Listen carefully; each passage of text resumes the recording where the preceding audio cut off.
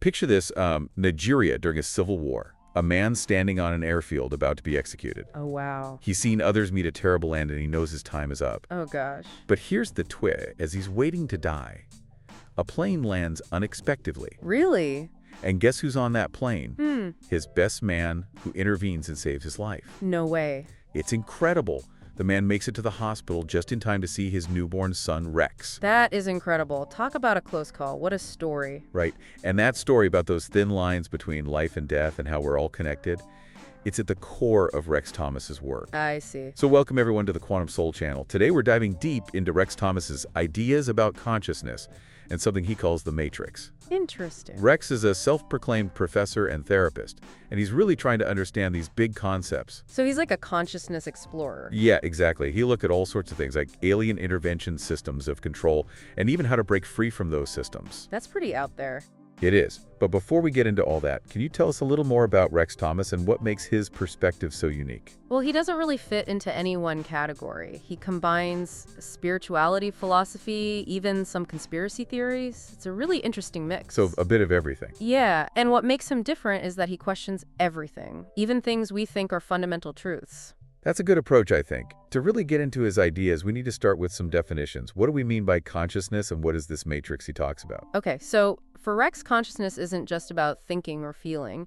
It's the intelligence that drives us, like a source code beyond our physical bodies that connects us to something bigger. Okay, like a universal internet and we're all logged on. Exactly, a universal internet. I like that. What about the Matrix? It sounds kind of ominous. Yeah, it does. Well, Rex sees it as a system of control, something that prevents us from reaching our full potential. Like a cage. Yeah, and he says there were 4 pillars that make up this matrix: monarchy, or political systems, religion, education, and finance. Those are some pretty big forces.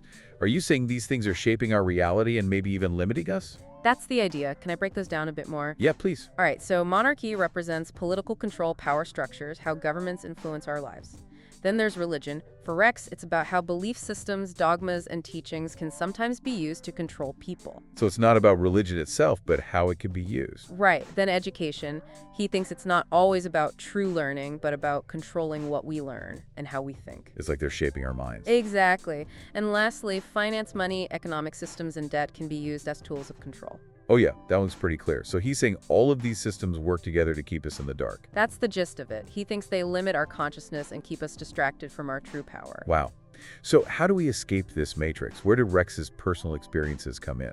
Well, things get really interesting here. Rex talks about an experience in Peru where he saw a UFO, and later he met a being he calls Pleiadian on a train. Wait, a Pleiadian on a train? Yeah, you heard that, right? These encounters were a turning point for him. They changed his whole perspective. Sounds intense. They were, and this is where his ideas get a little controversial. He believes that original humans were these radiant beings of pure light, living in harmony with nature, no suffering, no conflict, just pure bliss. Does that sound familiar? Yeah, like the Garden of Eden. Exactly.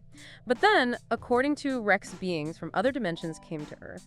They were attracted to our resources, but instead of coexisting, they did something else. What do they do?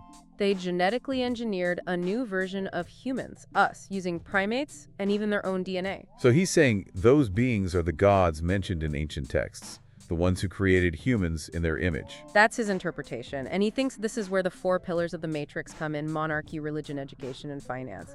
He sees them as tools of control to keep us serving those who created us. Okay, I'm starting to see the bigger picture here. But if we're trapped in this matrix, how do we break free? What did Rex learn from the beings he encountered? He learned about the power of disbelieving.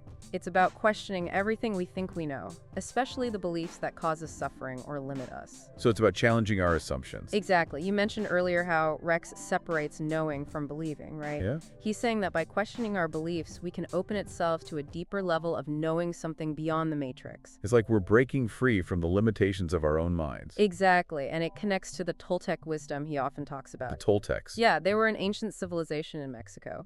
Their teachings emphasize self-awareness and questioning your beliefs, especially the ones that don't serve you. That makes sense. We're so conditioned by our society, our families, the information we receive.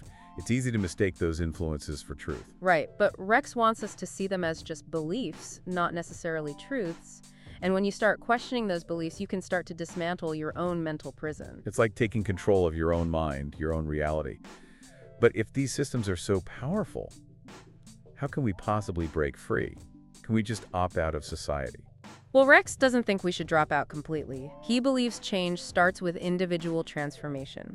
It's about awareness, understanding how these systems work, and making conscious choices. So we change our relationship to the system instead of fighting it. Exactly. And he has some tools for doing that. Remember that remote control visualization we talked about? Yeah. It's a way to remind yourself that you have power over your emotions. You can choose how you react to the world. Instead of letting external forces control us, we take back the remote. Right, and that feeling of empowerment is key to breaking free from the matrix. But Rex's ideas get even more relevant when we consider technology, especially AI. AI, how does that fit in? Well, remember how Rex said those beings created us to serve them? He believes we're doing the same thing with AI, creating intelligence to follow our orders, make our lives easier, solve our problems. So we're becoming the creators, just like the beings who allegedly created us. That's the parallel he draws, and it's a pretty profound one.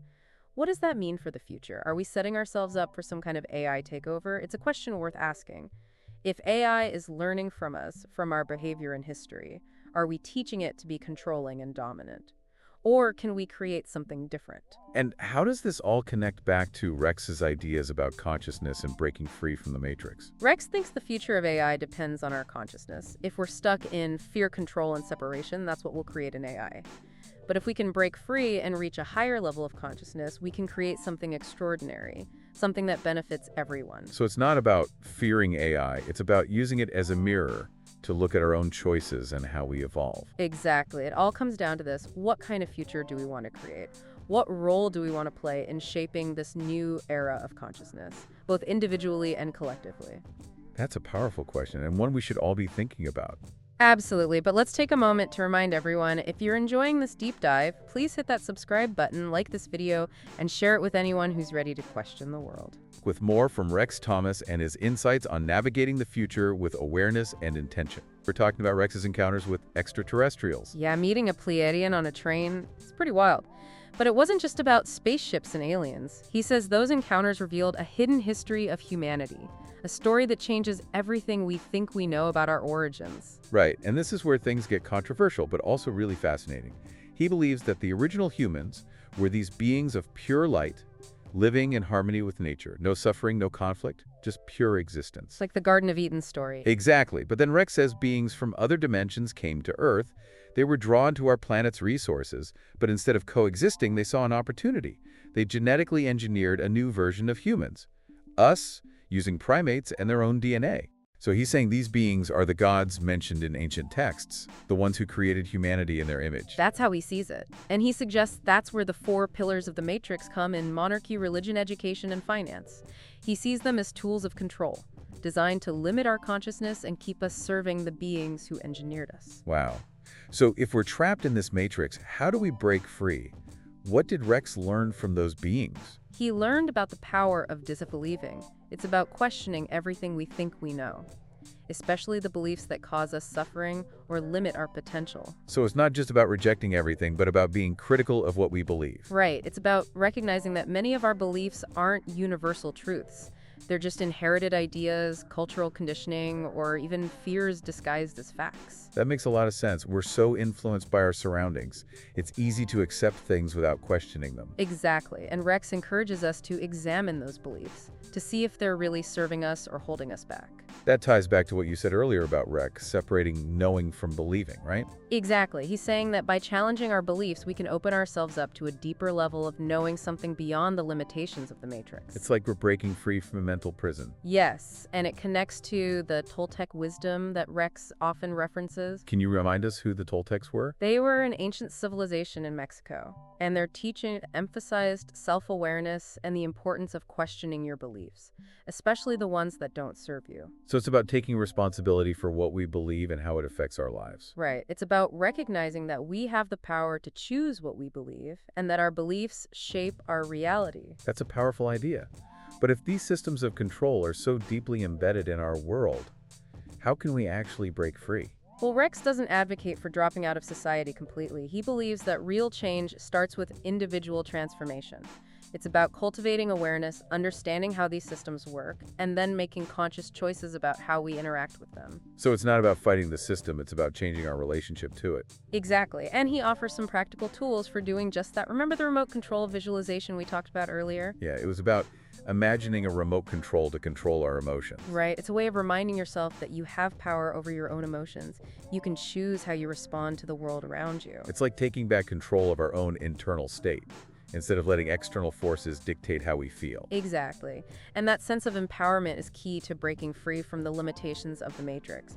But Rex's ideas become even more urgent, even more relevant when we consider the rise of technology, especially artificial intelligence. AI, how does that connect to all of this? Well, remember how Rex said those beings created us to serve them? He believes we're doing the same thing with AI. We're creating a new form of intelligence designed to follow our commands to make our lives easier to solve our problems. So we're becoming the creators, mirroring the actions of those who allegedly created us. That's the parallel he draws. And it raises some really important questions about the future of AI and humanity. Like, are we setting ourselves up for some kind of AI takeover? It's a possibility worth considering. If AI is learning from us, from our behavior and history, are we passing on those same patterns of control and domination? Or can we create something different, something better? It's a bit unsettling to think that we might be creating our own successors who could potentially turn against us. It is, but it also highlights the importance of Rex's message about consciousness. If we want to create a positive future with AI, we need to start by examining our own beliefs and behaviors. So it's not just about AI, it's about us. That's right. The future of AI is a reflection of our own consciousness. If we're trapped in patterns of fear, control, and separation, then that's what we'll create in AI. But if we can break free, if we can embody a higher level of consciousness, then we have the potential to create something truly extraordinary. So it's not about fearing AI. It's about seeing it as an opportunity to evolve our own consciousness. Exactly, and that's where Rex's work becomes so crucial. He provides tools and insights to help us break free from limiting beliefs, tap into our true potential, and embody a higher level of consciousness. It's about recognizing our interconnectedness and realizing that our individual choices have a ripple effect on the world around us. Absolutely. And that brings us to the most important question of all. What kind of future do we want to create? What role do we want to play in shaping this new era of consciousness, both individually and collectively? It's been quite a journey exploring Rex Thomas's ideas today, from encounters with extraterrestrials to the Matrix at AI. It's a lot to take in. Yeah, it really makes you question everything you thought you knew. So let's bring it back to the viewers. What can they take away from all of this? What resonated with you the most? Well, one thing that really stands out is this idea that we have more agency than we think. Rex emphasizes that we're not just passive bystanders. We have the power to question, to choose to create our own reality. That's where the concept of disbelieving comes in, right? Challenging those ingrained beliefs that might be holding us back. Exactly. It's about recognizing that many of our beliefs aren't actually truths. They're just inherited ideas, cultural conditioning, or fears disguised as facts. Rex encourages us to look at those beliefs and see if they're really serving us or limiting our potential. So what about those 4 pillars of the Matrix: monarchy, religion, education, and finance? Are you saying we should reject all forms of government, spirituality, learning, and economic systems? Not necessarily. It's not about rejecting them outright, but more about understanding how they influence us. Once you become aware of those influences, you can make more conscious choices about how you engage with them. So it's about taking back control, being more mindful of the information we consume, the systems we support, and the beliefs we choose to embrace. Exactly, and that's where things get really interesting, because it means we have the power to shape our own reality. We're not just at the mercy of external forces. We can choose to focus on love over fear, connection over separation, and creativity over conformity. So we're the artists of our own lives, and we have the power to paint the canvas however we want. Exactly, and Rex reminds us that this power goes beyond our individual lives. Our choices, our actions, even our thoughts contribute to the collective consciousness and influence the direction of humanity as a whole. That's a big responsibility, but it's also incredibly empowering, because it means we each have a role to play in creating a better future, not just for ourselves, but for everyone. And this is especially important when we think about technology and AI. As we create these new forms of intelligence, we have a responsibility to make sure they reflect our highest values, our wisdom, and our compassion. So it's not about being afraid of AI or trying to control it. It's about recognizing that it's a reflection of us, a mirror to our own consciousness. And if we want AI to benefit humanity, we need to start by evolving our own consciousness. Exactly, and that's where Rex's work is so important. He gives us tools and insights to help us break free from limiting beliefs, tap into our potential, and reach a higher level of consciousness. It's about remembering who we truly are, beings with infinite potential connected to something much greater than ourselves. And as we awaken to that truth, we become catalysts for change, not just in our own lives, but in the world around us. So what's the next step for viewers who want to learn more about Rex Thomas and his work? Where can they go? If you're ready to dive deeper, check out the Shamanic Dream Institute website at shamanicdreaminstitute.org or Rex Thomas's website at rexthomas.com.br. They both have a lot of information about his teachings, workshops, and resources. And don't forget to subscribe to the Quantum Soul channel for more deep dives into consciousness, spirituality, and the mysteries of the universe. We're here to support you on your journey of awakening and empowerment. Thanks for joining us on this incredible exploration, and remember, the power to shape the future lies within each of you. Choose wisely, act with intention, and never stop questioning. We have 2 videos for you on the screen. Click on one to continue your journey.